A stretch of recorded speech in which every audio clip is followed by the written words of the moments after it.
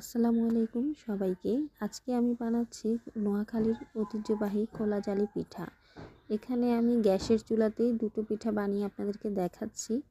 দেখুন ডোটা পারফেক্ট হয়েছে, যার কারণে আমার পিঠাগুলো খুব সুন্দরভাবে জালি হয়েছে এবং খোলা থেকেও উঠে যাচ্ছে। যদি আপনারা কেউ পারফেক্ট খোলা জালি পিঠার রেসিপি চান, কাইন্ডলি কমেন্ট করুন। আমি আপনাদেরকে পরবর্তী ভিডিওর মাধ্যমে ফুল রেসিপি দিয়ে দেওয়ার চেষ্টা করব।